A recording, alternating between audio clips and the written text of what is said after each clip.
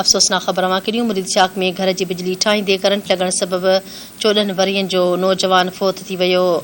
Dashti farm रहवासी मुनवर अली पुट ग़ुलाम Akbar Mazari current लॻण सबबि फ़ौत थी वियो आहे।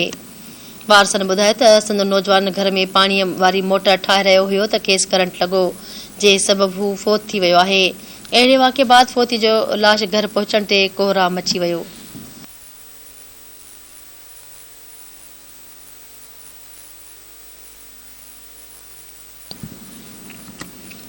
अफ़सोसनाक ख़बर ॾेई रहिया आहियूं। मुरीद शाख में घर जी बिजली ठाहींदे करंट लॻण सबबि 14 वरियनि जो नौजवान फ़ौत थी वियो आहे। दश्ती फार्म जो रहवासी मुनवर अली पुट ग़ुलाम अकबर मज़ारी करंट लॻण सबबि फ़ौत थी वियो आहे। वारसनि ॿुधायो त संदो नौजवान घर में पाणीअ वारो मोटर ठीकु करे रहियो हुयो त खेसि करंट लॻो, जंहिं सबबि हू फ़ौत थी वियो आहे। अहिड़े वाक़े बाद फ़ौती जो लाश घर पहुचण ते कोहराम अची वियो। इंतहाई अफ़सोसनाक ख़बर ॾेई रहिया आहियूं। मुरीद शाख में घर जी बिजली ठाहींदे करंट लॻण सबबि 14 वरियनि जो नौजवान फ़ौत थी वियो आहे।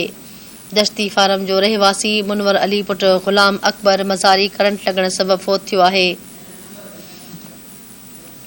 वारसनि ॿुधायो त संदो नौजवान घर में पाणीअ जी मोटर ठाहे रहियो हुयो त खेसि करंट लॻो, जंहिं सबबि हू फ़ौत थियो आहे। अहिड़े वाक़े बाद फ़ौती जे घर में कोहराम मची वियो।